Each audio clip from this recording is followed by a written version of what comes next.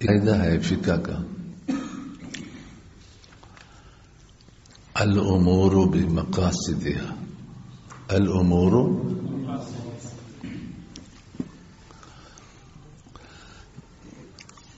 جامعہ فاروقیہ کے ایک متخصص نے اس پر پورا مقالہ بھی لکھا ہے. ہمارے پاس آئے تھے تو کہتے میں مقالہ کس پر لکھوں؟ میں نے کہا اس قاعدے کی تفصیلات پر لکھو. اس نے بہت موٹا مقالہ لکھا ہے، لیکن اس میں تمہید اتنی لمبی ہے. ہم کو اس نے دیا کہ اس کو دیکھو، تو میں روزانہ اس کو تھوڑا تھوڑا پڑھواتا ہوں، لیکن ابھی اس کی تمہید ختم نہیں ہو رہی. ٹھیک یہ قاعدہ اصالتاً دیانات کے لیے ہے. کس کے لیے؟ دیانات کے لیے، تبرعات کے لیے. الامور کیا ہے اس میں؟ بس امور بمقاصدها. یہ بہت اہم مسئلہ ہے. مولانا فضل کریم سے، مولانا طاء اللہ سے، یہ بہت اہم مسئلہ ہے مدارس والوں کے لیے. کتابوں میں لکھا ہے، ابھی آپ کے سامنے حوالے بھی آ جائیں گے، کہ اسباب ملک دو ہیں. اسباب ملک ایک عقد ہے، ایک اعطاء ہے، تبرعاً کوئی چیز دینا. عقد یہ سبب قوی ہے اور اعطاء یہ سبب ضعیف ہے.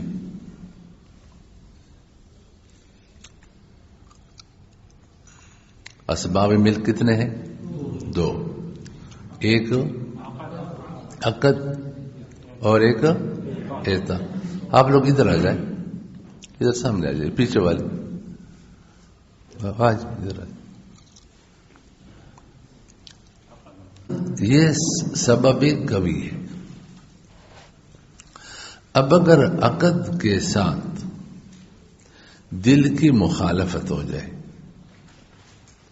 الفاظ عقد الگ ہو اور دل کا فیصلہ الگ ہو، تو بھی الفاظ عقد کا اعتبار ہے، دل کے مخالفت کا اعتبار نہیں ہے. مثال یہ دی ہے کہ ایک شخص کو 10 لاکھ روپے چاہیے ادھار.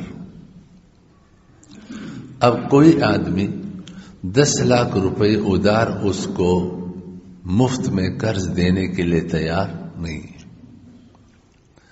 تو اس نے 10 لاکھ کے ٹائر ادھار 15 لاکھ میں خرید لیے. 10 لاکھ کے ٹائر جو نقد 10 لاکھ پہ ہے، ادھار میں کتنے خریدے؟ 15 لاکھ. تو یہاں اس کا جو دل ہے ٹائر خریدنا نہیں ہے، اس کو 10 لاکھ روپے چاہیے، لیکن الفاظ کس کے استعمال کر رہے ہیں؟ عقد کے. لہذا وہ عقد معتبر ہے، یہ عقد ہو جائے گا، اگرچہ اس کا دل یہ عقد نہیں کر رہا. پھر اس نے وہ 15 لاکھ کے ٹھیر خرید لے کر کے آگے 10 لاکھ میں بیچ دیا. 10 لاکھ میں بیچ دیا تو اس کو 10 لاکھ روپے مل گئے. تو یہاں پر یہ عقد جائز ہے. ملا علی قاری رحمہ اللہ فرما رہے ہیں کہ یہاں چونکہ اس کی نیت بھی اگرچہ مخالف ہے، لیکن اچھی نیت ہے کہ یہ ربا سے تخلص چاہتا ہے، چھٹکارا چاہتا ہے کہ سود سے بچ جاؤں. نقد روپے سود پر لیتا تو گناہ ہوتا، تو انہوں نے سود سے بچنے کے لیے عقد کا راستہ اختیار کیا. لیکن یہاں اس کے دل میں عقد نہیں ہے، اس کے دل میں 10 لاکھ روپے ادھار لینا ہے. یہ عقد صرف اس 10 لاکھ کو وصول کرنے کے لیے انہوں نے اختیار کیا ہے. چونکہ عقد سبب قوی ہے اس لیے دل اگرچہ اس کا مخالف ہے تو بھی عقد کا اعتبار ہے، دل کا اعتبار نہیں ہے. مولانا ادھر آ جائیں، ادھر وقت پر آیا کرو. ان کو بیت الخلا وغیرہ بتایا کرو، ساتھیوں کی رہنمائی کرنا چاہیے. یہ بھی ضیاء الرحمان کا کام ہے کہ وہ راستے بتائیں.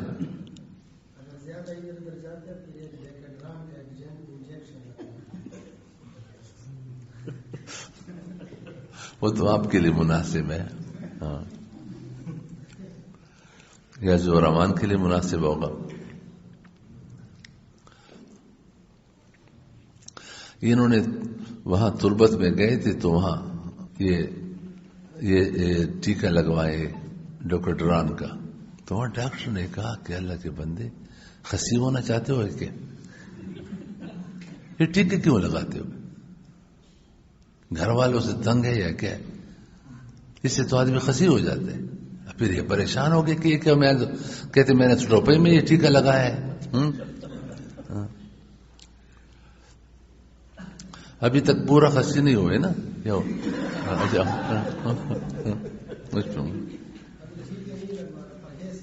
پرہیز کرو ٹھیک. تو پھر دوسروں کے لیے کیوں پسند کر رہے ہیں؟ تو یہ عقد سبب قوی ہے، ایتا سبب ضعیف ہے. اگر دل کا لفظ ایتا سے اختلاف ہو جائے تو پھر دل کا اعتبار ہے، الفاظ کا اعتبار نہیں ہے. مجمع میں کسی سے کہا گیا کہ مسجد کی ضرورت ہے، مدرسے کی ضرورت ہے یا فلاں چیز کی ضرورت ہے، اگر آپ دے بہت اچھا ہوگا. وہ اہل مجلس سے شرما کر اس نے 1 لاکھ روپے دیے، لیکن دل میں کیا ہے؟ نہ، دل میں عدم ایتا ہے، مخالفت ہو گئی. دل میں عدم ایتا، مخالفت ہو گئی. اگر تنہائی میں اس سے مانگتا تو انکار کرتا کہ میں نہیں دے رہا، لیکن مجمع سے مجبور ہو گیا، شرم میں زبان سے کہہ دیا. تو شریعت کہہ رہی کہ دل کا اعتبار ہے، زبان کا اعتبار. یہ پیسہ اس کی ملک سے خارج نہیں ہوا، نہ مدرسہ مالک ہوا، نہ مسجد مالک ہوا، نہ کوئی ملا، نہ کوئی غیر ملا، کوئی بھی مالک نہیں ہوا ہے. اس لیے کہ یہ سبب کیا ہے؟ سبب ضعیف ہے. امام غزالی رحمہ اللہ علیہ فرمایا کہ پوری امت کا اس پر اجماع ہے، کسی کا بھی اس میں اختلاف نہیں کہ یہ حرام ہے، حرام. اسی طرح اگر کسی مانگنے والے کی وجاہت کی وجہ سے کوئی مجبور ہوا، اگر غیر وجی جاتا تو وہ نہ دیتا، اور وجی شخص گیا تو اس کی وجاہت کی وجہ سے اس نے دے دیا، لیکن دل میں نہیں دینا ہے، تو بھی یہ کیا ہے؟ اس کی ملکیت سے خارج نہیں ہوگا اور یہ اس کے لیے حلال نہیں ہوگا. اچھا، بعض مانگنے والے ایسے ہوتے ہیں کہ اگر وہ نہ دے اور زیادہ نہ دے تو جہاں بھی جاتا ہے نا تو اس کی جو ہے نا ترانے گاتا ہے کہ فلاں کے پاس گئے تھے، ایسا بخیل تو میں نے دیکھا ہی نہیں ہے، اتنا بڑا مالدار ہے، دیا کچھ بھی نہیں ہے. تو اپنی عزت کو بچانے کے لیے کہ ورنہ ہر جگہ میری شلوار اتارے گا، اس لیے اس نے دیا. تو فرمایا کہ اگر یہ خطرہ نہ ہوتا تو نہ دیتا، تو اندر عدم ایتا ہے، تو اس کا اعتبار یہ مالک نہیں ہوگا. ابو عوانہ رحمہ اللہ نے ایک شخص پر وہ بیان کرتا تھا، بہت زیادہ واعظ تھا، اس پر احسان کیا. تو انہوں نے کہا میں بھی تم پر احسان کروں گا. وہ عطا ابن یزید غالباً رحمہ اللہ اس کا غلام تھا. تو عطا نے خریدا تھا کہ میرے والد کے ساتھ دوات، قلم اور کاپی وغیرہ اٹھا کر کے لے جایا کرو، لیکن ذہین تھا، خود بھی بہترین عالم بن گیا اور محدث بنا. تو انہوں نے اس واعظ پر احسان کیا تھا، تو انہوں نے کہا میں اس کا بدلہ دیتا ہوں. جہاں پر بیان ختم کر کے دعا کرتا، کہتے اللہ تعالیٰ عطا کو جزائے خیر عطا فرمائے. انہوں نے جو اپنے غلام کو ابو عوانہ کو آزاد کیا ہے، کتنا اچھا کام کیا، اللہ اس کو جزائے خیر عطا فرما دے. بہت اچھا، حالانکہ اس نے آزاد نہیں کیا تھا. اب لوگ آتے ہیں یار مبارک مبارک، آپ نے بڑا اچھا کام کیا. اس نے کہا میں نے آزاد نہیں کیا. پھر اور آ رہے تو وہ بھی خبر دے رہے ہیں کہ آپ نے بہت اچھا کام کیا جو آپ نے آزاد کیا ہے، اللہ آپ کو جزائے خیر عطا فرما دے، جزائے خیر عطا فرما دے. آخر میں اس کو آزاد کرنا پڑا، سمجھ گئے، اور اس کو آزاد کر لیا کہ بھائی یہ تو چوڑ نہیں، جہاں واس کرتے ہیں اللہ جزائے خیر عطا فرما دے.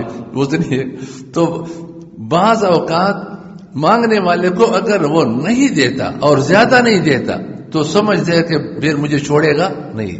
فرمائے اس پر پوری امت کا اجماع ہے کہ یہ ناجائز ہے، یہ مالک نہیں ہے. دل کا اعتبار ہے، زبان کا اعتبار نہیں ہے. اسی طریقے پر یہ جو رسول اللہ نے فرمایا کہ جو عامل کے بارے میں فرمایا ہدایا العمال غلول، کہ جو عامل ہے حکومت نے جس کو کوئی عہدہ دیا ہے تو ان کو جو ہدیہ کے نام سے ملتا ہے وہ بھی حرام ہے. اس لیے کہ لفظ تو ہدیہ کا ہے لیکن اندر سے وہ نہیں دے رہا، لیکن کہتے ہیں آپ کا منصب ہے وہ ہمیں مجبور کر رہا ہے، تو منصب کی مجبوری سے دے رہے دل سے، تو یہ بھی اعطا الفاظ میں ہے، دل اس کا مخالف ہے، لہذا اس کا وہ مالک نہیں ہوگا. پہلے یہ مسئلہ پڑھ لیں پھر تکافل پر آتے ہیں. نکالیں صفحہ نمبر 207. صفحہ نمبر 207. وجہ نمبر 6 قاعدہ الامور بمقاصدها کی مخالفت. وجہ نمبر 6 قاعدہ الامور بمقاصدها کی مخالفت. فقہ کا قاعدہ ہے کہ تبرعات و احسانات کا اصل مدار مقاصد پر ہوتا ہے، ظاہری الفاظ پر نہیں ہوتا. لہذا جہاں ظاہری الفاظ اور مقاصد میں اختلاف ہوگا وہاں الفاظ غیر مؤثر ہوں گے، یعنی الفاظ کا مقتضا ثابت نہ ہوگا، اور مقاصد مؤثر ہوں گے اور اس کے مطابق حکم لگایا جائے گا. یہی بات ملا علی قاری رحمہ اللہ تعالی نے مرقات شرح مشکات میں بھی تحریر فرمائی ہے. چنانچہ فرماتے ہیں کہ تبرع اور احسان کے طور پر اعطاء اور دینے کی دلالت ملک پر، یعنی ملک کے لیے اس کا سبب بننا ضعیف ہے. لہذا اگر اس اعطاء کے ساتھ اس کے ظاہر کے خلاف کوئی قصد مقترن اور جمع ہو گیا تو پھر اس قصد کا اثر ہوگا اور اعطاء غیر مؤثر اور غیر معتبر ہوگا. تفصیل اس کی یہ ہے کہ اسباب ملک 2 ہیں. نمبر 1 تبرع و اعطاء، نمبر 2 عقد. ان میں سے عقد سبب قوی ہے جبکہ تبرع اور اعطاء سبب ضعیف ہے. لہذا اگر سبب قوی یعنی عقد کے ساتھ کوئی اور قصد مل جائے جو عقد کے ظاہر کے خلاف ہی کیوں نہ ہو تو اس قصد کا کوئی اعتبار نہ ہوگا، معتبر عقد ہی ہوگا اور اسی کے مطابق حکم ثابت ہوگا. جیسے وہ عقد جو سود سے بچنے کے لیے بطور حیلہ اختیار کیا جاتا ہے کہ اس عقد میں جانبین کا مقصد عقد نہیں بلکہ ایک فریق کا مقصد نقد رقم کا حصول اور دوسرے کا اس پر زیادتی لینا ہے، اور یہ سودی معاملہ ہے. لہذا سود سے بچنے کے لیے بطور حیلہ عقد کیا جاتا ہے. تو یہاں اگرچہ عقد اور قصد میں اختلاف ہے، عقد کا تقاضا جواز کا اور قصد کا عدم جواز کا ہے، لیکن چونکہ عقد سبب قوی ہے لہذا قصد کے خلاف کی وجہ سے یہ غیر معتبر نہ ہوگا. جبکہ تبرع اور اعطاء ملک کے لیے سبب ضعیف ہے، لہذا اس کے خلاف اگر قصد آ جائے تو یہ سبب غیر مؤثر ہو کر اس کا مقتضا اور مسبب جو کہ ملک ہے ثابت نہ ہوگا. قال الملا علی القاری رحمہ اللہ تعالی ففی کل هذه الصور وما اشبهها لا يملك الآخذ لقوله صلی اللہ علیہ وسلم هدايا العمال غلول ولضعف دلالة الإعطاء على الملك اثر القصد المخرج له عن مقتضاه بخلاف العقل. یہ ضعیف ہے سبب، اس لیے قصد نے اثر کر لیا، اس پر غالب آ گیا. فإنه دال قوي على الملك بخلاف العقد، بخلاف کس کے؟ عقد کے. فإنه دال قوی علی الملک، یہ دال قوی ہے ملک پر، یعنی سبب قوی ہے. فلم يؤثر فيه قصد قارنه على أن القصد ها هنا صالح وهو التخلص عن الربا. مرقات المفاتیح جلد 4 صفحہ 238. تبرع اور اعطاء کے غیر مؤثر ہونے کی بعض امثلہ. نمبر 1، امام غزالی رحمہ اللہ تعالی نے اس بات پر اجماع نقل کیا ہے کہ اگر کسی صاحب ثروت سے لوگوں کے سامنے مجمع میں سوال کیا گیا اور اس نے حیا اور شرم کی وجہ سے دیا، اگر تنہائی میں سوال کیا جاتا تو ہرگز نہ دیتا. اس صورت میں اس قاعدہ کے پیش نظر لفظ اور عمل اعطاء غیر معتبر ہوگا اور قصد عدم اعطاء مؤثر ہوگا، اور رقم بدستور اس کی ملکیت میں باقی رہے گی. لینے والا نہ مالک ہوگا اور نہ ہی اس کے لیے استعمال جائز ہوگا. امام غزالی رحمہ اللہ فرماتے ہیں کہ یہ ڈاکو ہے، ڈاکو. اتنی بڑی بات کہی. فرمائے جو ظاہری ڈاکو ہے وہ لوہے کی تلوار سے زہر کو مار کر پیسے نکالتا ہے، اور یہ حیا کی تلوار سے اس کے باطن کو مار کر کے پیسے نکالتا ہے، اور باطن کی مار یہ زہر کی مار سے بھی زیادہ سخت ہے. تو وہ بھی حرام ہے، یہ بھی کیا ہے؟ حرام ہے. سنا ہے کہ حاجی عبداللہ سے رحمۃ اللہ فرمایا کرتے تھے کہ جن مدارس اور مساجد میں حرام کا پیسہ خرچ ہوگا وہاں اختلافات ہوں گے، لڑائیاں ہوں گی، جھگڑے ہوں گے، اور وہاں سے ظلمتیں پھیلیں گی، انوار نہیں پھیلیں گے. جہاں حلال کا پیسہ خرچ ہوگا وہاں سے انوار پھیلیں گے، وہاں خیر ہوگی، اتفاق ہوگا، اتحاد ہوگا، لڑائی جھگڑوں سے حفاظت ہوگی، اور وہاں سے اللہ تعالیٰ انوارات کو پھیلائیں گے. آج ہمارے مدارس کے گئے آپ کسی کو بھئی چندہ تو حرام ہے، کہتے چھوڑو یار، ایک تو تم بھی حلال حرام سے فارغ نہیں ہو. حلال حرام چھوڑو، پیسہ آئے مدرسے کو، پیسہ آئے. اور اس قسم کے ہمارے پاس یہ ٹانک وغیرہ کے لوگ بھی. تو میں نے کہا بھائی تم دعوتیں کہتے ہیں؟ ہاں دعوتیں کرتے ہیں، مالداروں کی دعوت کر لیتے ہیں، پھر اس کے سامنے چوہے کو چھوڑ دیتے ہیں بلی کے سامنے کہ یہ چوہا ہے، کون پکڑے گا، یہ ہمارا کام ہے، یہ مسجد کا کام ہے، یہ فلاں کام ہے. پھر شرما شرم میں بھی بیچارہ کہتے ہیں کہ بھائی میری طرف سے اتنے لکھو، میری طرف سے اتنے لکھو. اب یہ شرما شرم میں جو دیتا ہے، اب دیکھو کتابوں میں آگے تم حوالہ پڑھو کہ یہ کیا ہے؟ حرام. ایک بہت بڑی مسجد وہاں ایک وزیرستان میں ایک علاقے میں بن رہی ہے، وہاں سے بڑے بڑے ملک قوموں کے آئے، بھائی تمہارے یہاں دعوت بھی ہوگی اور چندہ بھی ہوگا. اگر وہ 2 لاکھ ہے، 2 لاکھ نہیں 5 لاکھ تو دینا پڑے گا. اب اس مسجد کے بننے میں کون سی خیر ہوگی؟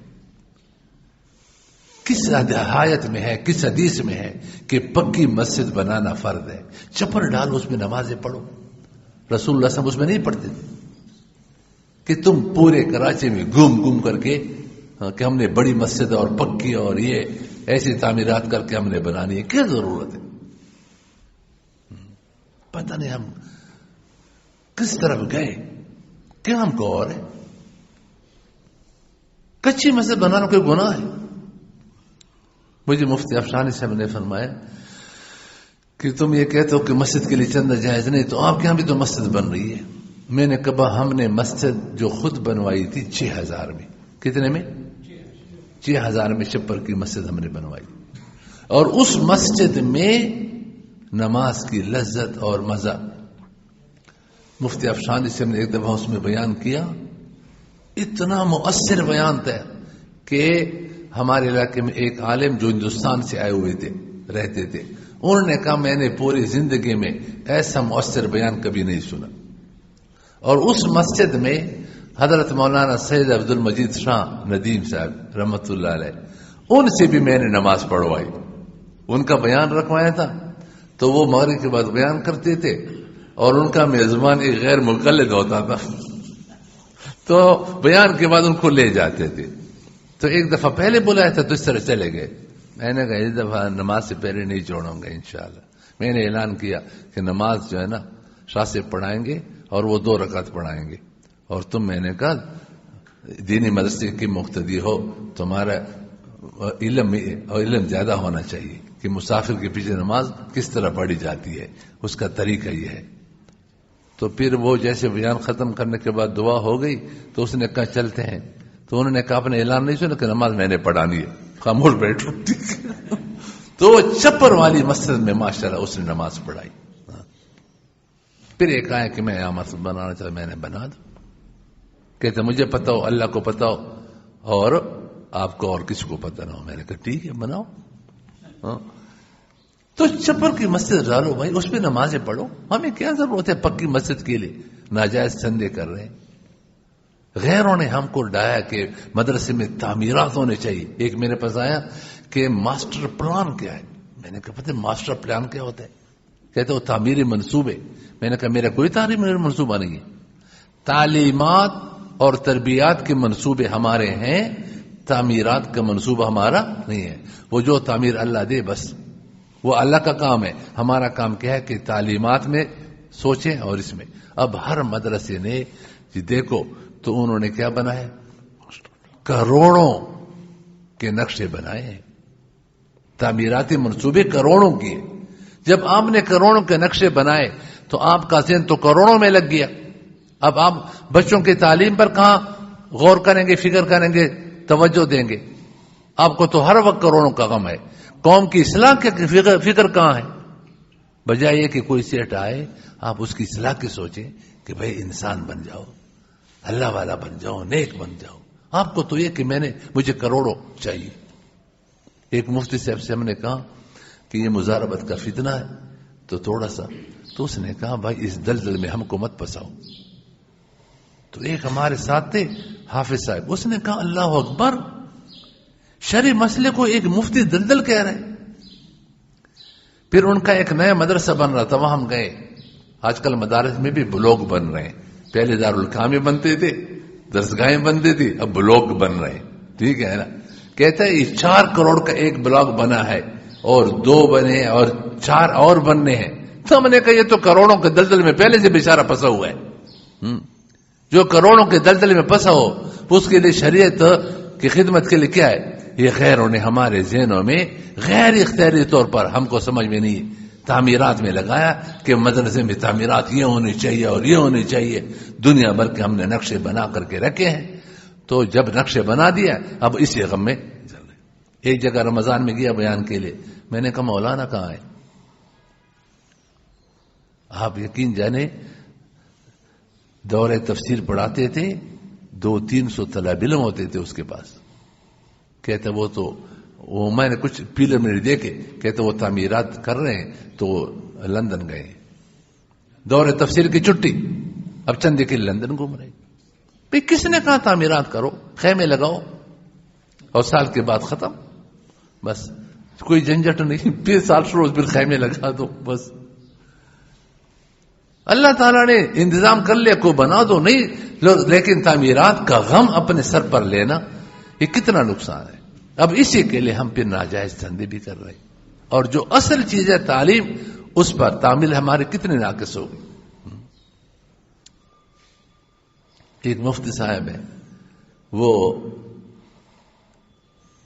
ایک فتاوی کی تبویب بھی کر رہے ہیں، لیکن علم کا معیار یہ ہے کہ وہ کہتے جو اسکرین کی تصویر ہے وہ پکڑی نہیں جاتی اور کاغذ کی تصویر پکڑی جاتی ہے، یہ دونوں میں فرق ہو گیا۔ جب فرق ہو گیا تو وہ ناجائز اور یہ جائز۔ میں نے کہا پہلے تو یہ بتاؤ کہ جو تصویر پکڑی جاتی ہے وہ ناجائز، جو نہیں پکڑی جاتی ہے وہ ناجائز، یہ کس کتاب میں ہے؟ دوسری بات یہ ہے کہ کاغذ کی تصویر کہاں پکڑی جاتی ہے؟ اب دیکھو، یہ دیکھو بیت اللہ شریف کی اس پہ تصویر ہے نا، اس کو کوئی پکڑ کر کے دکھائے، کوئی اس کو پکڑ کر کے دکھائے، کوئی پکڑ سکتا ہے؟ یہ تو ہم نے کاغذ کو پکڑا یا کتاب کو پکڑا، تصویر کو کس نے؟ اب اتنا پہلے میں بھی لوگ پڑھتے تھے کہ یہ جس میں تعلیمی ہے اس کی انتہا سطح ہے، سطح کی انتہا خط ہے، خط کی انتہا نقطہ ہے، یہ نقطہ خط اور سطح عرض ہے، اور عرض جوہر نہیں ہے، اس کا کوئی علیحدہ جسم نہیں. تو جس کا جسم نہیں تو آپ کیسے پکڑیں گے؟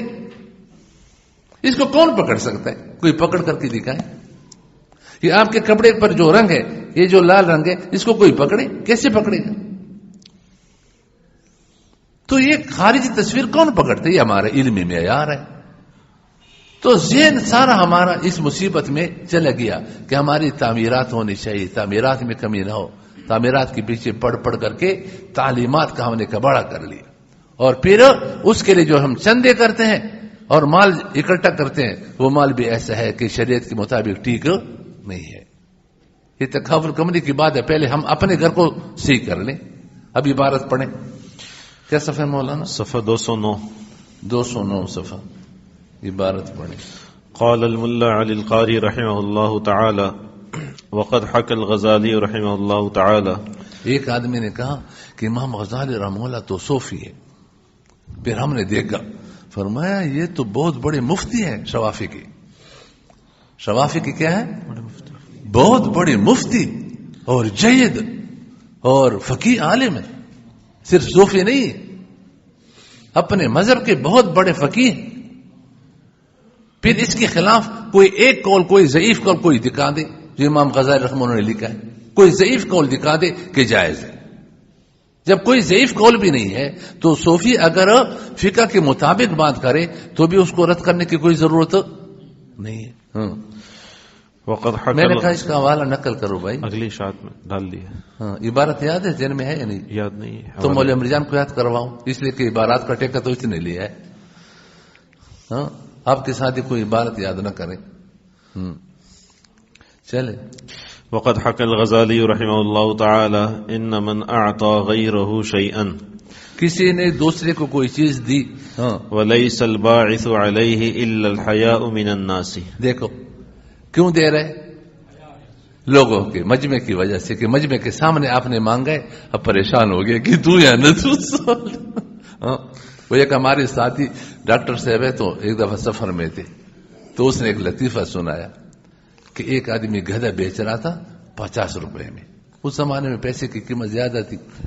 تو اچانک وہاں سے بادشاہ وزیر گزر رہے تھے، تو اس نے کہا 500 کا گدھا، 500 کا گدھا. تو اس نے کہا ابھی 50 روپے کہہ رہے تھے، ابھی 500 آپ نے شروع کیا، خیر تو ہے.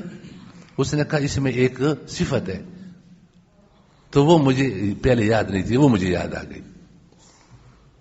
اس نے کہا کیا صفت ہے؟ کہتے اس پر جو بیٹھ جاتا ہے تو اس کو مکہ مدینہ نظر آتا ہے. تو اس نے وزیر سے کہا کہ بھائی یہ تو بہت اچھا گدھا ہے، تم بیٹھ کر کے دیکھو. جب وہ بیٹھ گئے تو اس نے کہا یاد رکھنا ایک شرط ہے، جو حلالی ہو اس کو نظر آتا ہے، جو حرامی ہے اس کو نظر نہیں آتا. اب وزیر جب بیٹھ کے نظر تو کچھ بھی نہیں آ رہا ہے، لیکن کہتے ہیں میں نظر نہیں آتا، تو کہتے ہیں حرامی ہے. تو اس نے کہا ماشاءاللہ ماشاءاللہ، مکہ بھی نظر آ رہا ہے، مدینہ بھی نظر آ رہا ہے. یہ اترے بادشاہ بیٹھ گیا.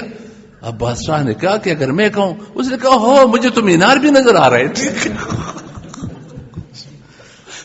500 میں گدھا اس پر بیچ دیا.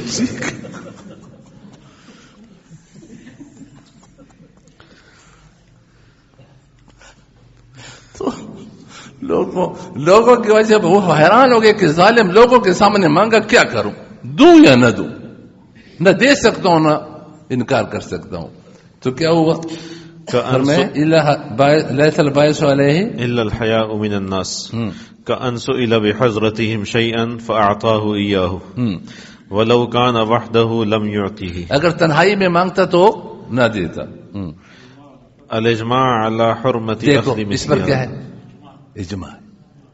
اب کوئی اس اجماع کے خلاف کوئی قول دکھائے نا، اجماع کے خلاف قول دکھائے. جو چیز اجماع رہا ہے آج اللہ معاف فرمائے، ہم اسی میں لگے ہوئے. تکافل کو بات چھیڑیں گے، لیکن ہم اپنے آپ کو تو دیکھیں گے کہ ہمارا کیا حال ہے. چلے. لأنه لم يخرج عن ملكه لأنه في الحقيقة مكره بسبب الحياء. دیکھو یہ مکرہ ہے، جیسا ڈاکو اکرا کرتے تلوار سے کسی پر، اس نے بھی کیا کیا؟ اکرا کہ یہ مکرہ ہے، مجبور ہے. بسبب الحياء فهو كالمكره بالسيف. دیکھو اس کے ساتھ دیکھو تشبیہ دی ہے. مرقات المفاتيح جلد 4 صفحہ 238. وقال الامام الغزالی رحمہ اللہ تعالی فإن قلت فإذا أخذ مع العلم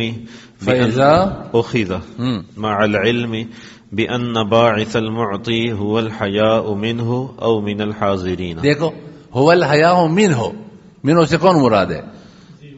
مانگنے والا. کون؟ ہم کہتے ہیں نا کہ نہیں فلاں طالب علم کو مت بھیجو، فلاں جو بڑی پگڑی والے استاد ہے ان کو بھیجو، ٹھیک ہے، ان کو دیکھے گا تو اس سے کچھ شرم آ جائے گی. دیکھو من ہو جو مانگنے والا ہے ان سے حیا آ رہی ہے کہ یار اتنا بڑا مولانا آ گیا، ہمارے حضرت ہے یار، حضرت نے مانگے مولانا عطا اللہ سے ماشاءاللہ ملکوں میں سفر کیے ہوئے اب یہ تشریف لائے ہیں. ایک دفعہ ایک قاری صاحب آئے تو یہ مفتی مولانا سے میرے پاس بیٹھے تھے اس وقت، تو اس نے کہا کہ مفتی مولانا رئیس سے ملنا ہے. میں نے کہا کیا کرنا ہے؟ کہتے چندے کے لیے جا رہا ہوں. میں نے کس کی شکل دیکھو، جو چندہ دے گا تو اس نے دیکھ کے نہیں دے گا، ڈاکو کی طرح تو ان کی شکل ہے. تو میں نے کہا کہ یہ بھی حیران ہو گیا کہ کس نے بتایا کہ میری شکل ایسی ہے کہ جب سیٹ کو دکھائے گا تو وہ چندہ دے گا. کہ بھئی آپ کو کس نے بتایا کہ میری شکل دے کر وہ چندہ؟ اس نے کہتا مسجد کے لیے چندہ کر رہا ہوں اور پڑھائی چھوڑ کر کے آئے ہوئے. میں نے کہا تم نے پڑھائی چھوڑے مسجد کے لیے چندے کر رہے، تم کو کیا ضرورت ہے؟ پڑھا آرام سے پڑھو، اسی مسجد میں نمازیں پڑھو. دنیا بھر کی گھوم رہے چندے کر رہے مسجد کے. رسول اللہ صلی اللہ علیہ وسلم نے چپر میں نماز پڑھ کر کے امت کو تعلیم دی ہے کہ دنیا بھر کے چندے مت کرو، آرام سے وہاں پر چپر کی مسجد ڈالو اور نمازیں پڑھو. ہم کو پکی مسجد چاہیے اور دنیا بھر کے چندے کیوں نہ. چلے وَلَوْلَاهُ لَمَبْتَدَأَهُ. دیکھو من ہو سے مانگنے والے سے ہو او من الحاضرین یا کس سے ہو؟ حاضرین سے ہو. وَلَوْلَاهُ لَمَبْتَدَأَهُ بِهِ. اگر یہ دونوں باتیں نہ ہو، دونوں میں سے کوئی بات نہ ہو تو بل نہ دیتا. فَهَلْ هُوَ حَلَالٌ أَوْ شُبْهَةٌ. یہ حلال ہے، اس میں کوئی شبہ ہے؟ فَأَقُولُ. میں کہہ رہا ہوں ذَلِكَ حَرَامٌ مَحْضٌ. یہ خالص حلال ہے. نہیں میں غلط ترجمہ کروں گا نا تو ملا کے غلط ترجمہ سے، غلط مسئلہ بیان کرنے سے وہ چیز حلال ہو جاتی ہے. آج لوگوں نے یہ کہا کہ ملا کوئی غلط فتویٰ دے دے تو پھر حلال ہے. حکیم علماء کو نے فرمایا کہ میرے پاس ایک تحریر آئی خط، تو پھر مجمع کو سنا کہ اس خط میں لکھا ہے کہ آج کل اکثر لوگ ریل گاڑی میں بغیر ٹکٹ کے سفر کرتے ہیں، لہذا علماء کو چاہیے کہ اس کے جواز کا فتویٰ دے. تو حضرت نے فرمایا کہ عوام نے علماء اس کام کے لیے رکھے کہ اس کام کے لیے کہ جو گناہ عام ہو جائے مولوی اس کو جائز کرتا جائے. حالانکہ مولوی کے جائز کرنے سے جائز ہو جائے گا. جیسے آپ کہتے ہیں تصویر میں عموم میں بلوہ ہے، اس دن بھی کوئی کہہ رہا تھا عموم میں بلوہ ہو گیا تو جائز ہو گیا، مولوی نے کہہ دیا. عموم میں بولا پاکی ناپاکی کے مسائل میں ہوتا ہے، حلال حرام جائز ناجائز میں نہیں ہوتا. مفتی اعظم پاکا مفتی شفیع سے رحمہ نے لکھا ہے کہ تصویر کا گناہ عام ہو گیا تو اس سے جائز نہیں ہوا بلکہ ذمہ داری بڑھ گئی کہ اب آپ کے لیے بچنے میں بہت زیادہ اہتمام کرنا پڑے گا. یہ نہیں کہ جائز ہو گیا. اس دن تفسیر میں وہ درس قرآن میں آیا تھا لوط علیہ السلام کی قوم کو اللہ پاک نے سزا دی بدفعلی کی وجہ سے، تو میں نے کہا یہ گناہ اس قوم میں عام ہو گیا تھا تو عام ہونے سے جائز ہو گیا تھا. اگر جائز ہو جاتا تو اللہ پاک عذاب دیتا.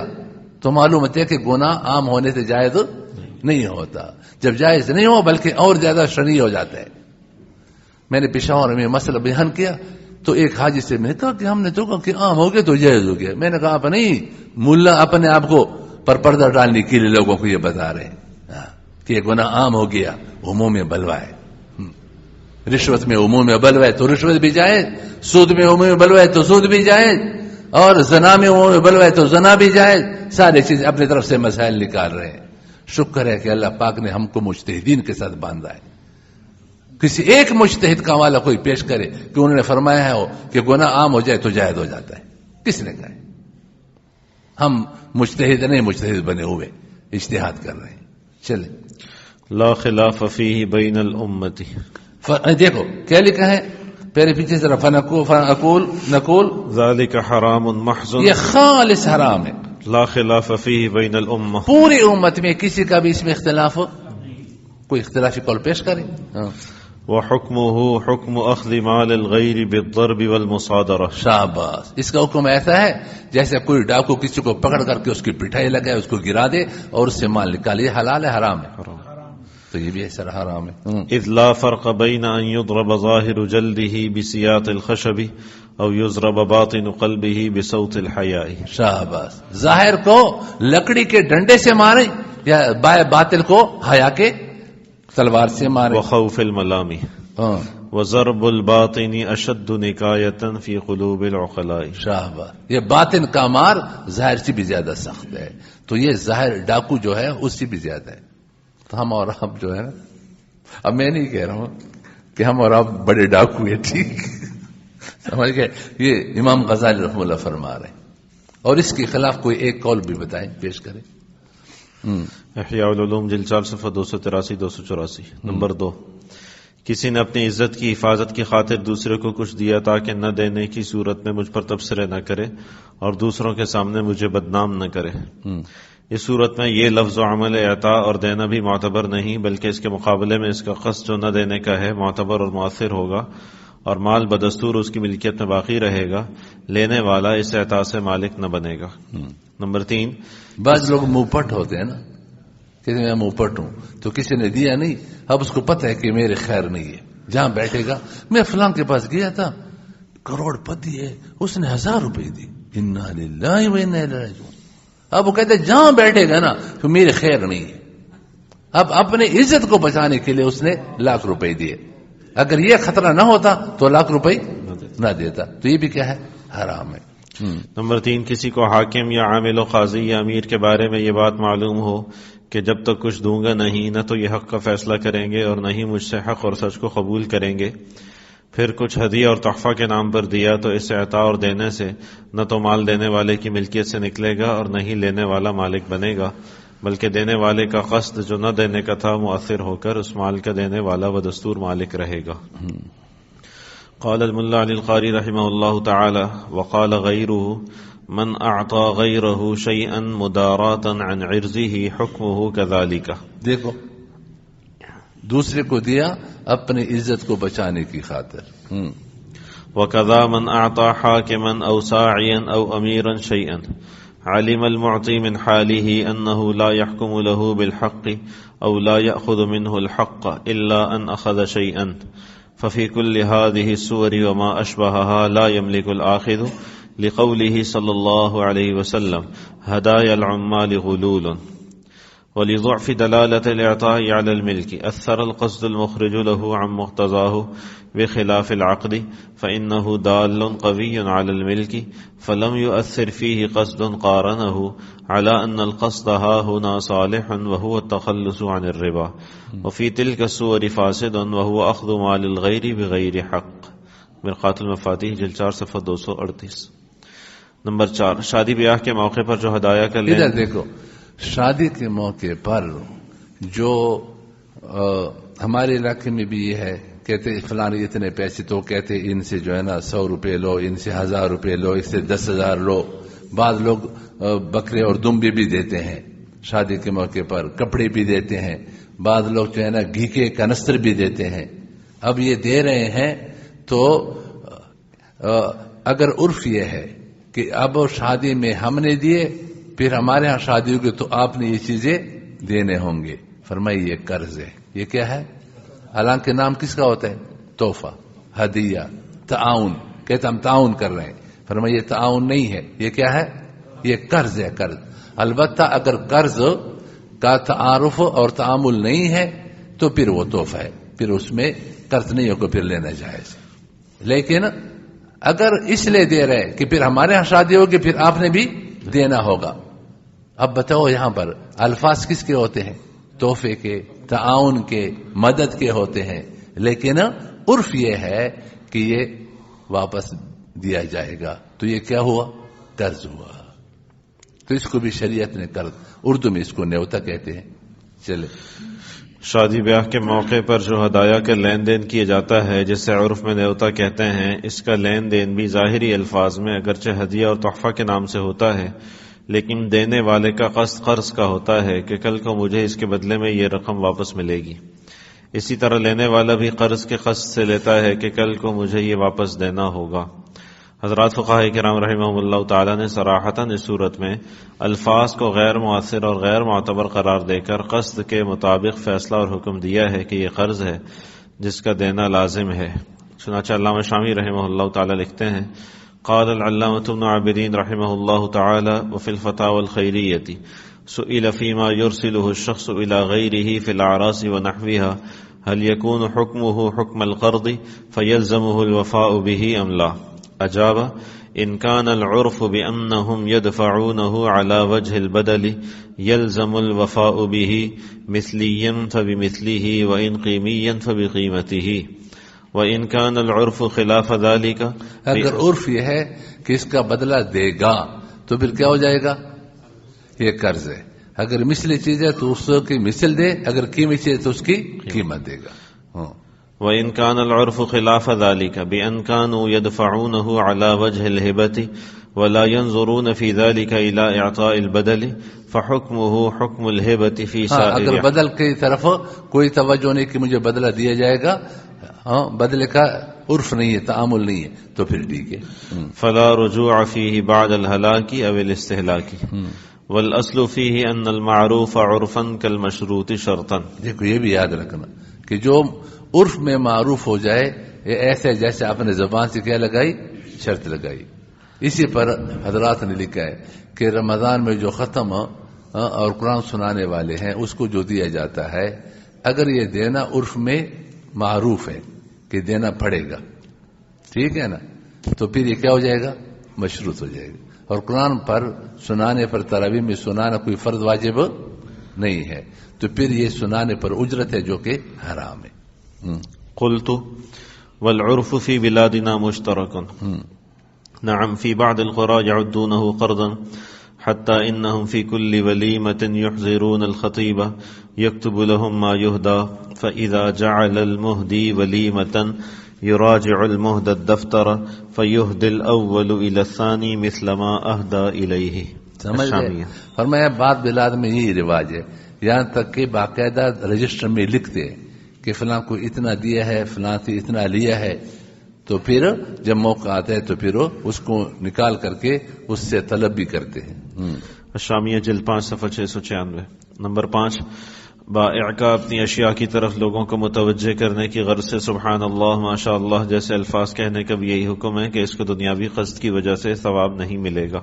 سبحان اللہ ثواب کا کام ہے نا، لیکن نیت میں کیا ہے کہ لوگ متوجہ ہو جائیں، ٹھیک ہے۔ اسی طریقے پر چوکیدار بھی چیختے اللہ اکبر اللہ اکبر، وہ بتا رہا ہے کہ میں جاگ رہا ہوں میں۔ اس لیے کہتے ہیں موبائل میں قرآن کریم کی اور سبحان اللہ کی، اللہ کے ناموں کی گھنٹی لگانا یہ جائز نہیں ہے۔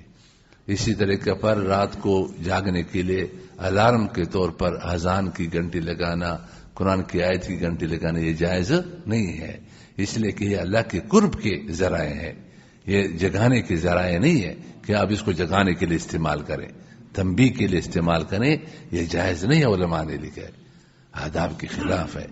تو اس لیے گھنٹی سادی رکھو، آیت کی گھنٹی، نعت کی گھنٹی، فلاں اس قسم کی گھنٹیوں سے بچاؤ۔ ہاں اسپیکر ٹھیک کرنے کے لیے دعا کر رہے ہیں، ٹھیک۔ پرسوں وہاں اسپیکر میں وہ مولانا میں کیا کہہ دوں، وہ کہتے سبحان اللہ الحمدللہ، یہ معلوم کرے کہ آواز آ رہی نہیں آ رہی، ٹھیک ہے، تو اس کے لیے چلیں۔ تکافل میں بھی اسی طرح اب دیکھو تکافل میں جو لوگ چندہ پالیسی لینے کے نام سے دیتا ہے تو اس کی نیت کیا ہوتی ہے؟ زیادہ ملے کہ پھر مجھے نقصان کتنا زیادہ ملے گا، تو نیت یہ ہے۔ الفاظ سے تو چندے کا لفظ ہے، تبرک کا لفظ ہے، لیکن نیت کیا ہے؟ تو یہ قرض ہے یا چندہ ہے؟ مفت میں قرض ہے، اور قرض بھی زیادہ، اور خود یہ لوگ مانتے ہیں کہ جو دے رہا ہے اس کی نیت واپس لینے کی بلکہ زیادہ لینے کی ہوتی ہے۔ جب زیادہ لینے کی نیت ہو گئی تو اب یہ کیا ہو گیا؟ یہ چندہ نہیں ہوا، یہ کیا ہو گیا؟ قرض ہو گیا۔ مردا سمجھ گئے کیا ہو گیا؟ قرض ہو گیا۔ جب یہ قرض ہو گیا تو واپس دینا پڑے گا، اس لیے تم لوگوں نے جو لوگوں کا پیسہ کا ہے اس کو واپس کرو. ٹھیک ہے اکرام, آنکھوں کے نیچے مت دیکھو. جو حرام کا ہے اس کو واپس کرو. ہاں سمعنا واطعنا. آپ کا شرعی ایڈوائزر کو بھی سمجھاؤ. ہاں اس نے کوئی اور ہیلا تو نہیں نکالا. چلے. تکافل میں بھی اسی طرح الفاظ اور قصد کا اختلاف ہے کہ الفاظ تو چندہ اور تبرع کے ہیں لیکن قصد اس کے خلاف ہے کہ بدلے میں مجھے تلافی کی صورت میں زیادہ ملے گا. یہی وجہ ہے کہ اگر تلافی کی رقم نہ ملے تو 1 روپیہ بھی چندہ نہیں دے گا. ہاں اگر یہ تحفل وہ کہہ دے کہ بھئی تیری گاڑی چور چور بھی ہو جائے, گڈھے میں گر جائے, ہم کچھ بھی نہیں دیں گے, تو کوئی چندہ دے گا؟ کوئی بھی نہیں دے گا. تو مر جائے تو بھی کچھ نہیں دیں گے, تو کچھ دے گا؟ کچھ بھی نہیں. 1 روپے بھی کوئی چندہ نہیں دے گا. مدارس میں اللہ کے لیے دے رہے ہیں, اس لیے کہ مدارس والے کہتے ہیں کہ تو مرے یا یہ, ہم نے آپ کو واپس کچھ نہیں دینا. ایک مفتی صاحب ہے وہاں کوئٹہ میں, اس نے کہا کہ حاجی صاحب ہر مہینے 3000 روپے بیچ دیتے زکوٰۃ کے مد میں, تو میں رسید بھی بیچتا تھا. تو ایک مسئلہ اس کو پیش آیا. جب وہ مسئلہ آیا تو مسئلے کا جو ہم نے جواب لکھا تو اس کے مقصد کے خلاف تھا. تو اس نے پیغام بھیجا کہ مدرسہ میرا مقروض ہے. میں نے جو ہے اتنے پیسے دیے. کہتے میں نے کہا ٹھیک ہے, میں نے ہر مہینے آپ کو رسید بھیجی ہے, میں ان رسیدوں کے فوٹو کاپی کے ساتھ رسالے میں دوں گا. کسی نے زکوٰۃ کا پیسہ دیا, اب کہتے کہ مقروض ہے مدرسہ میرا. پھر اس کی جان بیچارے کی چھوٹ گئی. ٹھیک ہے سمجھ. چلو. جیسے کہ خود مفتی عصمت اللہ صاحب لکھتے ہیں جب کوئی شخص پریمیم جمع کراتا ہے تو پریمیم سے مانا کیا؟ قسط. جب کوئی قسط جمع کراتا ہے تو اس نیت سے کراتا ہے کہ بوقت نقصان زیادہ ملے گا. دیکھو خود مانتے کہ نیت کیا ہوتی ہے؟ زیادہ ملے گا, اور اس زیادت کے لیے وہ کمپنی کو مجبور بھی کر سکتا ہے. شاباش. اور یہ زیادتی کے لیے کمپنی کو مجبور بھی کر سکتا ہے کہ دینا پڑے گا, اور نیت بھی یہ ہے. تو جب نیت اور الفاظ میں اختلاف ہوگا تو کس کا اعتبار ہوگا؟ نیت کی. تو معلوم ہے کہ مفت میں پیسہ نہیں دے رہا ہے, تو پھر تو قرض ہو گیا, تو پھر تو ہر صورت میں واپس کرنا پڑے گا. اور اگر آپ کی مخصوص مدت میں گاڑی کا نقصان نہیں ہوا تو وہ آپ کو واپس نہیں کر رہے واپس. حالانکہ جب قرض ہے تو قرض کو تو واپس کرنا پڑے گا. لہذا مذکورہ بالا قاعدے کے پیش نظر الفاظ کا اعتبار نہیں ہوگا, جیسے لوگوں کے سامنے مجمع میں اعطاء یعنی چندہ دینے کا اعتبار نہیں کیا گیا, بلکہ اس کا قصد مؤثر ہوگا کہ چندہ اس غرض سے دے رہا ہے کہ اس چندے کی وجہ سے مجھے کل کو زیادہ رقم ملے گی. الحاصل تکافل کمپنی اور وقف فنڈ کے ساتھ پالیسی ہولڈرز کا معاملہ فی سبیل اللہ چندے کا نہیں بلکہ قرض کا ہے. لہذا اہل تکافل کے لیے مفت میں یعنی بلا زمان کھانا حرام ہے, اور اس ممبر کو واپس کرنا اور اس کی موت کی صورت میں اس کے ورثہ کو دینا لازم ہے. اسی طرح چندہ دینے والے کے لیے چندے کی رقم سے زیادہ لینا کل قرض جر منفعۃ فہو ربا میں داخل اور سود ہے. اہل تکافل پر واجب ہے کہ اس تکافل کے دھندے کو ختم کریں تاکہ سودی قرض لینے اور دینے کے گناہ سے بھی محفوظ رہیں اور حرام کھانے اور کھلانے کے گناہ سے بھی محفوظ رہیں. وجہ نمبر 6 کا حاصل, اس کا حاصل یہ ہے کہ اس چندہ اور اعطاء سے نہ تو چندہ کی رقم چندہ دینے والے کی ملک سے خارج ہوئی ہے اور نہ ہی وقف فنڈ اس کا مالک ہوا ہے, بلکہ بدستور یہ رقوم چندہ دہندگان کی ملک میں باقی ہیں. لہذا اہل تکافل پر واجب ہے کہ سب کو یہ رقم واپس کریں, اور کوئی مر گیا ہے تو ان کے ورثہ کو واپس کریں. اہل تکافل کے لیے ان رقوم کا استعمال ناجائز اور حرام ہے, اور بعض چندہ دہندگان کو اصل رقم سے زیادہ دینا کل قرض جر منفعۃ فہو ربا کی وجہ سے سود ہے. بتائیے کتنا بڑا خرافات کا اور ناجائز کا. ہم کہتے ہیں بہت بڑا کمال ہو گیا. کمال ہو تو سرانگوں پر, لیکن کون سا کمال کیا؟ کتنے خرافات. ایک تو آپ نے یہ جو وقف کا جو عبادت ہے اس کو آپ نے دنیا کے لیے استعمال کیا, اور دوسری بات ہے وہ بھی ایسا استعمال کیا کہ اس سے دنیا بھی حلال نہیں مل رہی, دنیا بھی کیا مل رہی ہے؟ حرام مل رہی ہے, اور سود کے گناہ ہو رہے ہیں.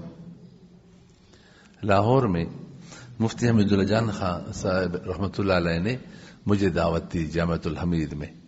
تو وہاں ایک ہفتہ صبح 3-4 گھنٹے درس ہوتا تھا, زور کے بعد بھی ہوتا تھا. یہ اب دیکھو میں کتنے وجود درمیان میں چھوڑ رہا ہوں, کتنی باتیں چھوڑ رہا ہوں, اس لیے کہ وقت ہمارے پاس کم ہے. تو وہاں تفصیل سے بینکاری پر بحث ہوئی، دوسری چیزوں پر. تو پھر ہفتہ گزرنے کے بعد جمعے کو وہاں ایک مفتی حبیب نواز صاحب تھے، ان کی مسجد تھی، تو مجھے کہا وہاں جمعہ کا بیان کریں. تو وہاں چلے گئے، وہاں جمعہ ہوا. جمعے کے بعد کھانے پہ بیٹھے تھے تو ایک شخص نے کہا کہ آپ تکافل کے بارے میں جو علمی باتیں کر رہے ہیں وہ ہماری سمجھ میں نہیں آتی. اب دیکھو الامور بمقاصد ہے، یہ خوب علمی بحث ہے نا. علماء سمجھتے ہیں کہ اس قاعدے سے کیا ثابت ہو رہا ہے اور اس قاعدے سے کی جزیات کیا ہے. عام طور پر اور عوام کو پتہ نہیں چلتا. تو آپ جو علمی باتیں کرتے ہیں اسی طریقہ پر وقف منقولات کی 3 قسمیں ہیں، اغنیاء پر وقف رفلاں یہ شرائط. تو اب یہ علمی باتیں عوام کہاں سمجھتے ہیں؟ تو انہوں نے کہا کوئی آسان بات کریں. میں نے کہا کہ اسلام میں بھیک مانگنا حرام ہے. بس بھیک مانگنا کیا ہے؟ میں نے بہت کوشش کی ہے، 2 معاش کے 2 ذریعے مجھے نہیں مل رہے. ایک یہ کہ آپ کا ذریعہ معاش کیا ہے؟ بھیک مانگنا. بھیک مانگتا ہوں، یہ میرا ذریعہ معاش ہے، اس سے بیوی بچوں کو پالتا ہوں. اور میرا کوئی ذریعہ معاش بطور ذریعہ معاش کے بھیک مانگنے کو ذریعہ بنانا یہ مجھے اس کا جواز نہیں ملا. اور دوسرا ذریعہ معاش کا ہے تعویذات. بس بیٹھا ہوں تعویذ اور دم کرتا ہوں اور یہ میرے ذریعہ معاش ہے، لوگ پیسے دیتے ہیں. ذریعہ معاش کے طور پر تعویذ، ویسے تعویذ ہمارے نزدیک جائز ہے. ہاں کچھ شرطیں ہیں، 3 شرطیں، اگر وہ 3 شرطیں ہیں تو تعویذ ہمارے نزدیک جائز ہے. لیکن تعویذ کو ذریعہ معاش کے طور پر بنا لینا تو اس کا مجھے کبھی ابھی تک یہ 2 ذرائع معاش نہیں ملے. تو میں نے کہا بھیک مانگنا اسلام میں کیا ہے؟ حرام. اور یہ بھیک مانگنے کا انٹرنیشنل بین الاقوامی ادارہ ہے، اس لیے کہ شخص قانونی کے لیے کیا مانگ رہے ہیں؟ چندے نہیں مانگ رہے. موقوف علیہ کون ہوگا؟ جو چندہ دیتے ہیں نا. تو ایک کو تیار کرتے ہیں کہ بھائی موقوف علیہ بن جاؤ، بہت بڑا فائدہ ہوگا، چندہ دے دو، چندہ دے دو. اور چندہ بھی کس کے لیے مانگ رہے ہیں؟ شخص مانوی کے لیے، جو نہ بھوکا ہے نہ ننگا ہے، ہاں نہ کسی کی ضمانت اٹھائی ہے، نہ اس پر کوئی قرض ہے، کچھ بھی نہیں. 1 کروڑ کے شخص قانونی کے لیے، شخص مانوی کے لیے بھیک مانگ رہا ہے، چندہ مانگ رہا ہے. تو بھیک مانگنا کیا ہے؟ حرام ہے. اسلام میں اس کا نہیں ہے. اور یہ بھیک مانگتے ہیں. مجھے ایک دفعہ حضرت مفتی عبد المجید دین پوری شہید رحمۃ اللہ نے فرمایا کہ میرا دل چاہتا ہے کہ دارالعلوم جا کر کے حضرت مفتی صاحب سے ملاقات کروں کہ ٹھیک ہے تکافل جائز ہے ناجائز ہے وہ اپنی جگہ پر بات ہے، لیکن کم سے کم اس کے ایجنٹ علماء کو نہ بنائے. ایک عالم کسی کے پاس جا کر کے کہ تو مر جائے گا تو تمہارے بچے کیسے پلیں گے؟ قرآن و حدیث پڑھ کر کے اللہ فرما رہے ہیں وَكَأَيٍّ مِّن دَابَّةٍ لَا تَحْمِلُ رِزْقَهَا اللَّهُ يَرْزُقُهَا وَإِيَّاكُمْ. کتنے جاندار ایسے ہیں اپنے روزی کو جمع کر کے نہیں رکھ سکتے، ان کو بھی اللہ دیتے ہیں، انسانوں تم کو بھی اللہ دیتے ہیں. تو اللہ پالنے والا قرآن بھی بتا رہے ہیں، حدیث سے بھی بتا رہے ہیں کہ اللہ پال رہے، اللہ دے رہے ہیں. اور ایک عالم دین آگے جا کر کے کہے گا کہ بھائی تمہاری زندگی کیسے گزرے گی؟ تکافل کے بغیر تو تباہ ہو جائے گا، برباد ہو جائے گا. کیسے تمہارا کفالت ہوگی؟ بچوں کی کفالت کیسے ہوگی؟ تو کم سے کم علماء کو اس میں استعمال نہ کیا جائے. ایک عالم دین جب یہ باتیں کہتا ہے کہ تو کیسے پلے گا، تمہارے بچے کیسے پلیں گے، اس لیے جلدی سے تکافل کروائیں. اور یہ ایسے تیز ترار لوگ ہوتے ہیں. ایک نے مجھے کہا کہ استاد جی میں گولڈن کی میں تھا، آپ نے کہا وہ ناجائز. پھر اس کو میں نے چھوڑا. پھر میں ایک اور کمپنی تھی، اس کا نام کیا تھا، عجیب نام تھا، کہتے ہیں اس میں چلے گئے، آپ نے کہ بھی ناجائز. پھر میں تکافل میں گیا، آپ نے کہ یہ بھی ناجائز. اس نے کہا میں نے بڑے بڑے مفتیوں کی بیویوں کا تکافل کروایا ہے. سمجھ کے بڑے بڑے علماء کہتے ہیں ہم ایسے الو بناتے ہیں، ان کی بیویوں کا تکافل اپنی بیوی کا نہیں کروا رہے، ان کی بیوی کا کروا دیا. ہم کو تو پتہ ہے کہ کیا گپلے، لیکن ان کو ایسا متاثر کیا کہ اس نے بیوی کا تکافل بھی کروایا.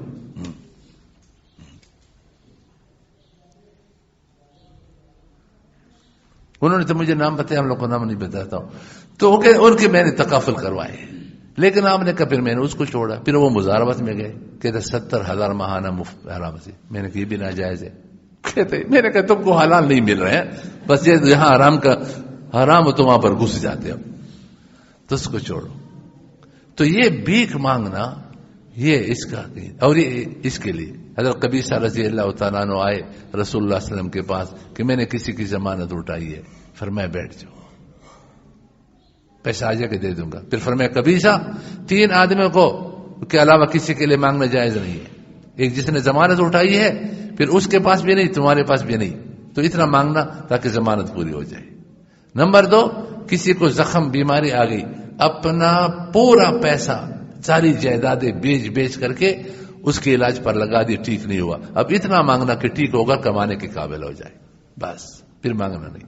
تیسرا وہ جس کے گھر میں فاقے ہیں، اور ثلاثۃ من ذوی الحجا، 3 آدمی عقل مند گواہی دے کے واقعی اس کے گھر میں فاقے ہیں، پھر اس کے لیے اتنا مانگنا کہ فاقے ختم ہو جائے. اس کے علاوہ مانگنا سختن یا قبیصہ، یہ حرام ہے اور حرام مانگ رہے ہیں. اور آج جو بھیک مانگنے والے ہیں، سرحد کا جو ہے نا پشتو والا، یہ پنجاب میں جا رہے ہیں مانگ رہے ہیں، تو کون وہاں گواہی دے گا؟ پنجاب والے ادھر گھوم رہے ہیں. ایک پٹھان جو ہے نا وہ پنجاب میں مانگ رہا تھا، واپس جب آیا کہتے ہیں وہاں ہر چیز اردو میں ہے، 1000 پشتو میں ہے. جب اذان کی آواز سنتا ہوں دل خوش ہو جاتا ہے کہ پشتو کچھ نہ کچھ تو یہ بھی بولتے ہیں. ٹھیک ہے، زیادہ پشتو نہیں، کچھ تو پشتو بولتے. چلے وجہ نمبر 7 پڑھے. وجہ نمبر 7، چندے کی بھیک مانگنا حرام بھی ہے اور لینے والا اس کا مالک بھی نہ ہوگا. جو شخص اپنی ذات کے لیے دوسروں سے چندے کی بھیک مانگتا ہے، خواہ بالواسطہ یا بلا واسطہ، اس کے لیے بھیک مانگنا جائز ہے یا نہیں، اور اس بھیک سے حاصل ہونے والی رقم کا یہ شخص مالک ہوگا یا نہیں. اس میں یہ تفصیل ہے کہ جو ضرورتیں شرعاً معتبر ہیں اور ان کے لیے سوال کرنا جائز ہے، اگر یہ شخص واقعتاً اور حقیقت میں اس قسم کا ضرورت مند ہے تو اس کے لیے اتنی مقدار جس سے ضرورت لاحقہ پوری ہو جائے مانگنا جائز ہے، اور یہ شخص اس ملی ہوئی رقم کا مالک بھی ہوگا. البتہ ضرورت سے زائد مانگنا جائز نہیں، اور اگر اس نے جھوٹ بول کر مانگا اور کسی نے دیا تو یہ شخص مالک نہ ہوگا. اسی طرح جو شخص سرے سے حضرت میں خود بھی ڈرتا ہوں بہت یاد اس میں آگے ایک حوالہ آئے گا کہ اگر کسی نے کہا کہ میں علوی ہوں، حضرت کے خاندان سے میرا تعلق ہے، اور دوسرے نے اس کو علوی سمجھ کر کے دیا اور وہ علوی نہیں ہے، تو یہ اس کے لیے حرام ہے. اس کے لیے کیا ہے؟ حرام ہے. اب آپ سوچیں، یہ جو عوام ہم کو چندہ جو لوگ دیتے ہیں چندہ، کہ یہ طلبہ علماء اللہ کی ولی ہیں، بڑے نیک لوگ ہیں، دین کے بڑے خادم ہیں، اور اگر ہمارے اندر وہ صفات نہ ہو تو یہ تو ان صفات کی وجہ سے دیتے، تو ہمارے لیے پھر حلال ہوگا؟ یہ موتی دینے والے کی نیت کا اعتبار ہے کہ وہ کس لیے دے رہے. اگر علوی ہونے کی وجہ سے دے رہے اور وہ علوی نہیں ہے تو وہ اس کے لیے کیا ہوگا؟ حرام ہوگا. تو ہمارے مدارس میں ہمارے طلبہ کے لیے جو لوگ اس نیت سے دے کہ واقعی یہ پڑھنے والے ہیں، یہ دین کے خادم ہیں اور یہ بڑے بزرگ اور نیک لوگ ہیں، اور ہمارے اندر وہ نیکی اور وہ چیزیں نہ ہو، تو پھر جس نیت سے وہ دے رہے ہیں وہ چیزیں ہمارے اندر نہیں، تو ہمارے لیے بھی کیسے جائز ہوگا؟ اللہ معاف فرمائے. چلے پڑھیں. اسی طرح جو شخص سرے سے اس قسم کا ضرورت مند ہی نہیں پھر بھی مانگتا ہے تو اس کے لیے بھی نہ مانگنا جائز ہے، اور نہ ہی ملے ہوئے مال کے یہ مالک ہوگا. دونوں صورتوں میں ایسے لوگوں پر واجب ہے کہ جن جن لوگوں سے یہ مال لے چکا ہے اگر وہ معلوم ہے تو ان کو واپس کرے، اور اگر معلوم نہیں تو یہ مال مصارف لقطہ پر شریعت کے مطابق خرچ کیا جائے گا. اس شخص کے لیے خود استعمال کرنا یا کسی مالدار کو دینا حرام ہے. امام غزالی رحمہ اللہ تعالی لکھتے ہیں، یہ اردو میں پڑھو تاکہ سب کو سمجھ میں آ جائے. صفحہ نمبر 215 پر آخر میں اس کا ترجمہ ہے. حضرت عمر رضی اللہ تعالیٰ عنہ نے ایک سائل کو دیکھا کہ مغرب کے بعد سوال کر رہا ہے. آپ نے کسی سے فرما دیا کہ اس کو کھانا کھلا دو. انہوں نے فوراً تعمیل کی اور کھانا کھلا دیا. حضرت عمر رضی اللہ تعالیٰ عنہ نے پھر اس کی آواز سوال کی سنی تو ان صاحب سے مطالبہ کیا کہ میں نے تم کو اس کو کھانا کھلانے کو کہا تھا. انہوں نے عرض کیا کہ میں نے کھلا دیا. حضرت عمر رضی اللہ تعالیٰ عنہ نے اس سائل کی طرف دیکھا تو اس کی بغل میں ایک جھولی پڑی ہوئی تھی جس میں بہت سی روٹیاں تھیں. حضرت عمر رضی اللہ تعالیٰ عنہ نے فرمایا کہ تو سائل نہیں بلکہ تاجر ہے. لست سائلا سائلا ولکنک تاجر، تو سائل نہیں، تو تاجر ہے. تو روٹیاں جمع کر کے پھر کوئی بیچے گا اور پیسے جمع کرے گا. جب کھانا تم کو مل گئے تو دوبارہ کہتے کھانا کھلاؤ کھانا کھلاؤ. کتنی دفعہ کھانا کھلائے آپ کو؟ یہ پیٹ ہے للکیت ہے جورانا، کتنے بار کھلائیں گے؟ وہ کہتے ہیں ابلا گوشت کھلاؤ، اور جو کھانا آتے ہیں کھا رہے ہیں. چلے یعنی فقیر نہیں بلکہ تجارت کے لیے سوال کرتا ہے تاکہ ان روٹیوں کو جمع کر کے فروخت کرے. اس کے بعد اس کی جھولی چھین کر صدقہ کے اونٹوں کے سامنے الٹ دی اور اس کو درہ مار کر کہا پھر کبھی ایسا نہ کرنا. کیا مارا؟ تو تم جو 10 افراد ہو نا، یہ مولانا مرجان سے جو لیا وہ بھی لینا چاہیے اور تمہیں درے مارنا چاہیے، ٹھیک ہے نا؟ تاکہ آئندہ کے لیے چندے مندے نہ کھاؤ لوگوں سے چندے لے کر. پنڈی سے آئے ہوا ہے بھیک مانگنے کے لیے. اگر صرف شرعی ایڈوائزر کو لگا دی جائے تو بھی صرف شرعی ایڈوائزر بھی ان کی طرف سے کھا لے تو بھی کافی. کہتے ہیں کہ سزا شرعی ایڈوائزر کو ملنا چاہیے سب کی طرف سے.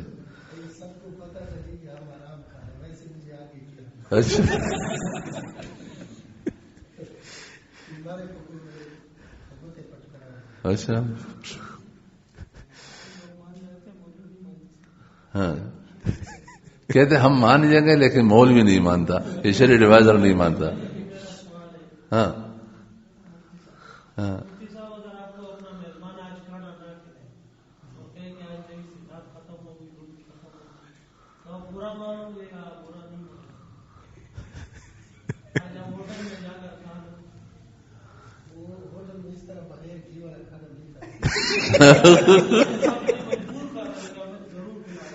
ہاں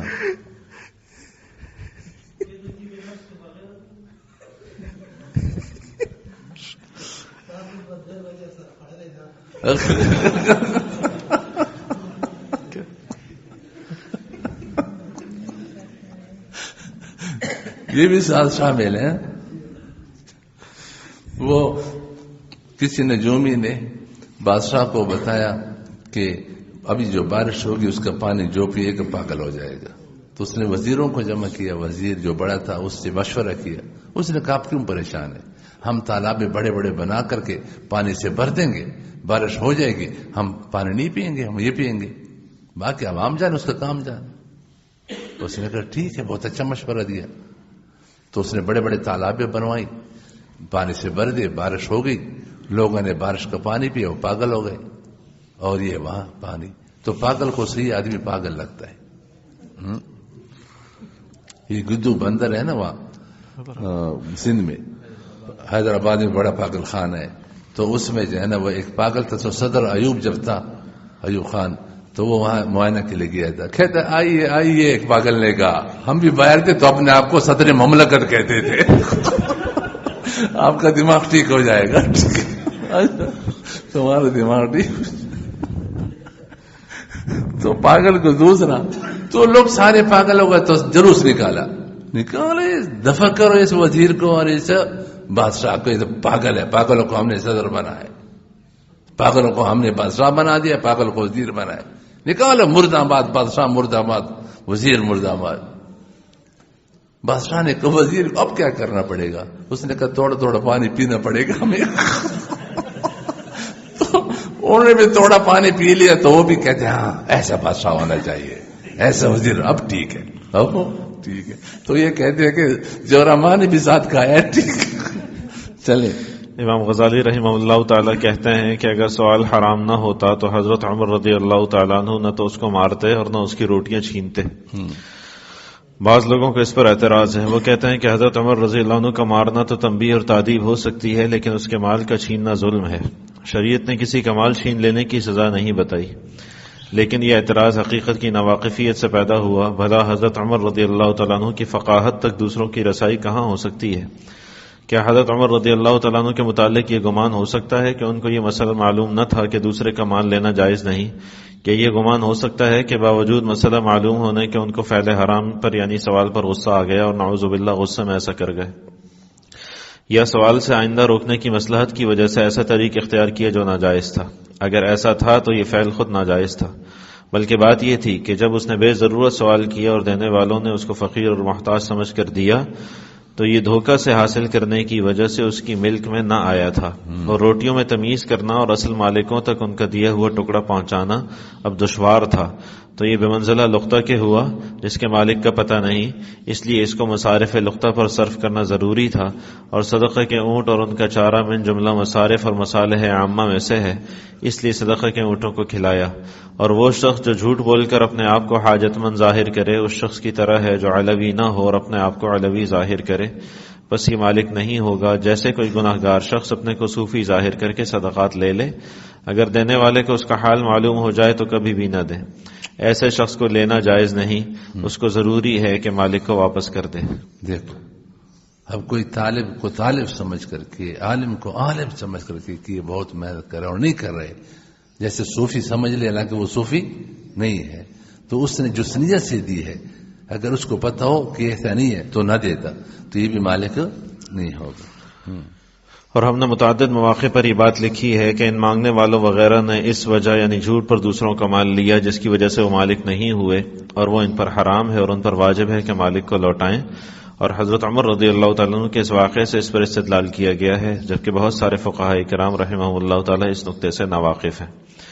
امام غزالی رحمہ اللہ تعالیٰ فرماتے ہیں کہ ہم نے اس کو متعدد مواضع پر ثابت کیا ہے، پس اے مخاطب آپ اس نقطے سے اپنی غفلت کی وجہ سے حضرت عمر رضی اللہ تعالیٰ عنہ کے فعل کے بطلان پر استدلال نہ کریں۔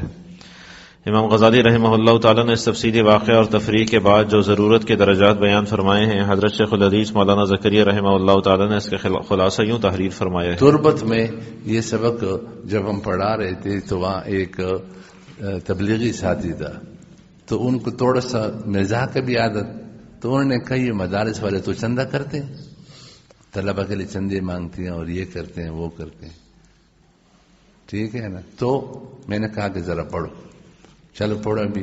جب یہ بات متحقق ہو گئی کہ سوال صرف ضرورت میں جائز ہے تو یہ سمجھ لینا چاہیے کہ ضرورت کے 4 درجے ہیں۔ اول درجہ اضطرار کا ہے، دوسرا سخت حاجت کا لیکن اضطرار کی حد سے کم، تیسرا معمولی حاجت کا، چوتھا عدم حاجت کا۔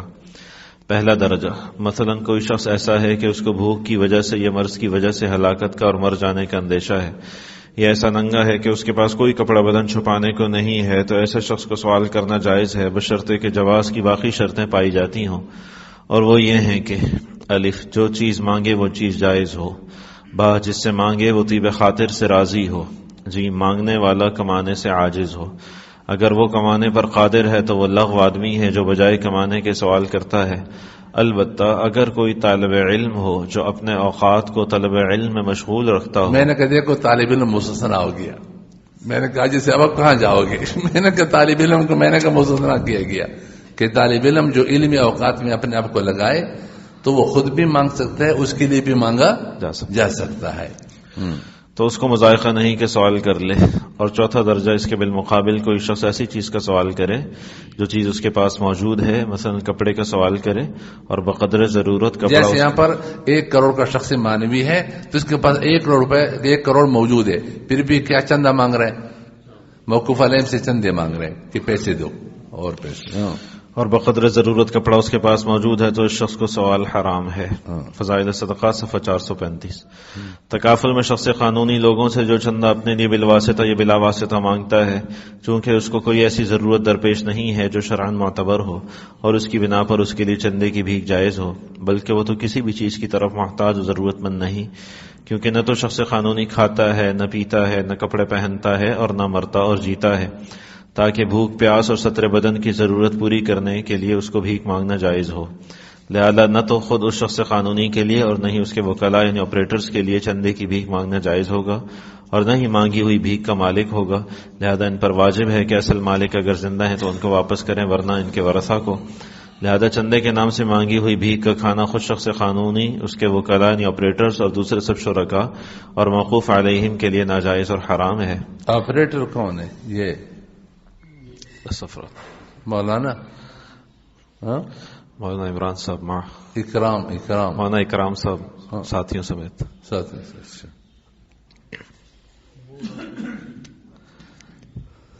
چلے. وجہ نمبر 7 کا حاصل. اس وجہ کا حاصل بھی وجہ نمبر 5 کی طرح ہے، کیونکہ جب شخص قانونی ناجائز بھیک کی وجہ سے چندے کا مالک نہ ہوا تو چندہ بدستور چندہ دینے والوں کی ملک میں باقی رہا، اس لیے کہ مسلمہ اصل اور ضابطہ یعنی خروج الشیء عن الملک بدون الدخول فی ملک آخر کے پیش نظر جب یہ چندہ شخص قانونی کی ملک میں داخل ہی نہیں ہوا تو دینے والوں کی ملک میں باقی رہا، اور شخص قانونی اور اس کے وکلاء پر واجب ہے کہ اگر ملاک زندہ ہیں تو ان کو ورنہ ان کے ورثہ کے حوالے کریں. شخص قانونی اور اس کے وکلاء کے لیے اس بھیک کا استعمال کرنا اور اغنیاء کو دینا حرام ہے، نیز مقدار چندہ سے کسی کو زیادہ دینا ربا اور سود بھی ہے. یہ کل 5 وجوہ ہو گئے، ٹھیک ہے، 3 پہلے تھے اور 2 یہ ہو گئے. وقت نہیں ہے ورنہ ایک بہترین علمی وجہ العبرۃ للمعانی، العبرۃ للمعانی کہ حقیقت کا اعتبار ہوتے عقود میں معاملات میں العبرۃ للمعانی، عقود میں معاملات میں یہ حقیقت کا اعتبار ہوتا ہے، الفاظ کا اعتبار نہیں ہوتا.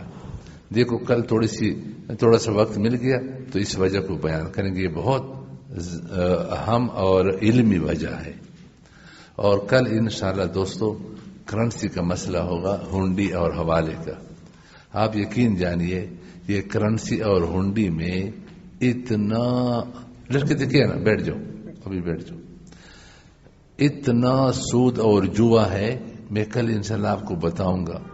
لیکن ہمارے علماء کہاں اس میں کرنسی کے ہنڈی والے حوالے والے غلطیاں کرتے ہیں، اس کو پڑھتے نہیں ہیں، سمجھتے نہیں.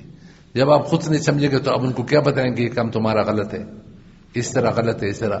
اب ایک آدمی وہاں سے ریال بھیج رہا ہے سعودیہ سے، اب وہ وہاں پر ہنڈی والے کے پاس جاتا ہے کہ یہ ریال ہے 1000، آج کا ریٹ کیا ہے؟ اس نے کہا 45، تو اس نے کہا 45,000 اس کے ہو گئے. پیسے دے دیے، سودا ہو گیا. پیسے اور بند ماں تکڑی کا نا. پاکستان کتنے ہو گئے؟ 45. کہتے یہ ہمارے جو ہے نا پاکستان میں فلاں بھائی وغیرہ کو دے دو. اب یہ جو معاملہ ہے یہ سودی معاملہ ہے، اس لیے کہ یدن بیدن، مثلا الخنطۃ بالخنطہ والشعیر بالشعیر، یہ جو چیزیں ہیں اس میں جس طرح چاول، چنا، باجرا، مکئی، اس طرح کرنسی بھی اس میں داخل ہے، لوہا، پیتل، یہ ساری چیزیں داخل ہے. تو کرنسی سے جب مبادلہ ہوگا تو یدن بیدن اور مثلا بمثل، یہ ضروری ہے. اگر مثلا بمثل نہیں ہے تو بھی سود ہے، اور اگر یدن بیدن نہیں تو بھی کیا ہے؟ ربن، یہ ادھار کا سود ہے، نسا. اب یہاں پر ایک طرف سے کرنسی دے دی تو ایک، اور دوسری طرف سے کرنسی کیا ہے؟ 1 دن 2 دن کے بعد ملے گی، تو یہ ربن نسا ہے. تو سود کا گناہ کر رہے. اس دن ہم حضرت کے پاس بیٹھے تھے تو ایک شخص بیٹھا تھا، اس نے کہا میرا بیٹا لندن میں ہے، اتنا پیسہ بھیجا ہے لیکن کوئی برکت نہیں، ختم. میں نے کہا سود کا گناہ کر کے برکت کیسے ہوگی؟ اور اگر وہاں کسی نے بینک کے اندر اکاؤنٹ کھولا ہے اور اس نے بینک کا چیک دیا، 1000 ریال کا چیک دیا اور اسے سودا کر لیا کہ یہ 1000 کا چیک ہے 45، تو اس میں بیع الکاری بالکاری کا گناہ بھی ہے. نہا رسول اللہ صلی اللہ علیہ وسلم ہم بیع الکاری بالکاری، بیع الدین بدین سے منع کیا، اس لیے کہ چیک یہ مال نہیں ہے. تو 1000 اس کے ذمے اور 45,000 اس کے ذمے، تو بیع الدین بدین، اس کا گناہ بھی کر لیا اور سود کا گناہ بھی کر لیا. اب ان معاملات کو جب میں اور آپ نہ سمجھیں تو بتائیے دوستو عوام کو کون سمجھائے گا؟ حالانکہ آپ لوگ ذہین علماء ہیں، سمجھدار علماء ہیں، یہ مسائل سمجھ میں آتے ہیں، تھوڑی سی اس کے لیے توجہ دیں اور تھوڑی سی محنت سے پہ کریں. اس دن مجھے فون آیا کہ بکھر میں پھر مزاربت شروع ہو گئی. میں نے کہا یہ فتنے کے لیے میرا کام ہے، کسی اور مولوی نے قوم کا پیسہ نہیں کہا ہے، میں نے کہا ہے. پھر دریا خان وہ بکر ضلع میں ہے، تو وہاں سے فون آیا وہ مزاربت کیا کر رہے ہیں، لاکھ پہ وہ 5,000 دے رہے ہیں ماہانہ. صورت کیا نکالی، یہ زمین کا ٹکڑا ہے، اس میں ایک ایک مرلے کے پلاٹ بنائے. تو دوسرے مولویوں سے تو فتوی لیے، تو اس کو پتا تھا کہ یہ ملا جو ہے نا پھر میں ہمارے خلاف فتویٰ دے گا، ان سے بھی جواز کا فتویٰ لو. تو مجھے فون کیا کہ میں نے اس طرح پلاٹیں بنائی ہیں ایک ایک مرلے کی، اور ہم جس کو بیچتے ہیں 1 لاکھ میں، ان سے کہتے ہیں کہ آپ کی مرضی ہے، انتقال کرنا چاہو انتقال کرا لو، اسٹام ہو تو اسٹام لو، سادہ کہا تو آپ کی مرضی. جب اس کو قبضہ دے دیتے ہیں بیچ کر، پھر اس سے ہم 1,50,000 میں خریدتے ہیں. 1,50,000 میں 10 مہینوں کے لیے ہم خرید لیتے ہیں. کتنے میں؟ 1,50,000 میں ادار میں خریدتے ہیں. وہی لاکھ پر 5,000 دے رہے ہیں نا، تو 10,50,000 10 مہینوں میں ہر مہینے 5,000 اس کو لاکھ میں نفع دے رہے ہیں. تو اس میں تو کوئی قباحت نہیں ہے نا، اس لیے کہ ہم نے پلاٹ بیچ دیا، اس نے قبضہ کر لیا، اب اس کو اختیار ہے. پھر وہ اپنے اختیار سے ہم کو کتنے میں بیچ رہے ہیں؟ 1,50,000 میں ادار بیچتے ہیں. میں نے کہا ناجائز. کیا کہ کیوں ناجائز ہے؟ میں نے کہا نہا رسول اللہ صلی اللہ علیہ وسلم عن الصفقۃ فی الصفقۃ. آپ نے فرمایا ایسے 2 معاملے کہ ایک معاملہ دوسرے پر معلق اور مشروط ہو، یہ اس سے منع فرمایا کہ ایسا نہ کرو. اور میں نے کہ یہاں یہ دوسری بے ادار والی یہ پہلے کے ساتھ مشروط اور معلق ہے. آپ کسی ایک سے کہو کہ دیکھو تم لو، ہم تم سے دوبارہ نہیں لیں گے. میں نے کہا ایک بھی آپ سے پلاٹ نہیں لے گا. یہ تو معلوم ہے. ابھی آپ نے پڑھی عبارت یاد ہے کہ المعروف عرفاً کالمشروط شرطاً، کہ جو معروف ہوتا ہے تو پھر وہ مشروط ہوتے. ایک کتاب میں او زعما، اگر دونوں کے ذہن میں ہے کہ یہ شرط یہاں پر ہے تو بھی وہ شرط سے نے اس کا اعتبار کیا ہے، زعما کے بارے میں بھی اعتبار کیا ہے، تو یہ مشروط ہے. تو ایک بے دوسرے پر مشروط ہو جائے تو پھر جائز نہیں. ایک آدمی نے اونٹ گم ہو گیا تھا، تو اس نے کہا کہ میرا اونٹ مل گیا تو میں 5,000 بھی دوں گا، للہ علیہ ان ابیع ب5 روپیہ. اب جب وہ اونٹ مل گیا، اب اس نے کہا 5 روپے میں کیسے؟ تو اس کے گلے کے ساتھ بلی باندھ لی. کہتے ہیں اونٹ 5 روپے کی ہے، بلی جو ہے نا 1,00,000 روپے کی ہے. جو خریدے گا دونوں کو خریدے گا. ٹھیک ہے، ہاں میں اپنے نظر پوری کرنا چاہتا ہوں. ٹھیک ہے. اب یہاں پر ایک عقد دوسرے عقد پر کیا ہے؟ معلق اور مشروط ہے، تو یہ جائز نہیں. اللہ کو پتا تھا کہ ایک زمانہ آنے والا ہے کہ لوگ یہ ناجائز عقود کے ذریعے سے جوا اور سود کا دروازہ کھولیں گے. رسول اکرم سے بند کروایا ہے. لیکن میرا اور آپ کی کمزوری ہے کہ ہم ان چیزوں کی طرف توجہ نہیں دیتے. تھوڑا سا وقت لگا کر کے ان چیزوں کو ہم سیکھیں تو اس طرح ہونڈے والوں کے پاس کیا کیا وہ سود کرتے ہیں، کس کس طریقے سے وہ گڑبڑ کرتے ہیں. تو انشاءاللہ عزیز کل اس پر تھوڑی سی بحث ہوگی، تو آپ لوگ کوشش کریں آ جائیں، کل کا دن ہے اس کو لگائیں. تو انشاءاللہ اسی طریقے پر تصویر کا جو مسئلہ ہے اس کو ایک دفعہ سمجھیں، دلیل سے آپ بات کریں گے تو اس بات کا بہت بڑا اثر بھی ہوگا انشاءاللہ عزیز. اللہ تعالیٰ نے میں بڑی قوت اور اثر ڈالی اور وقت مل گیا. تو العبرۃ للمعانی فی العقود، عقود میں معانی کا اعتبار ہے تو حقیقت کا اعتبار ہے. تو اس سلسلے میں بھی انشاءاللہ تھوڑی سی بات ہو جائے گی. اللہ تعالیٰ عمل کی توفیق عطا فرمائے. سبحانک اللہم و بحمدک اشہد ان لا الہ الا انت استغفرک و اتوب الیک.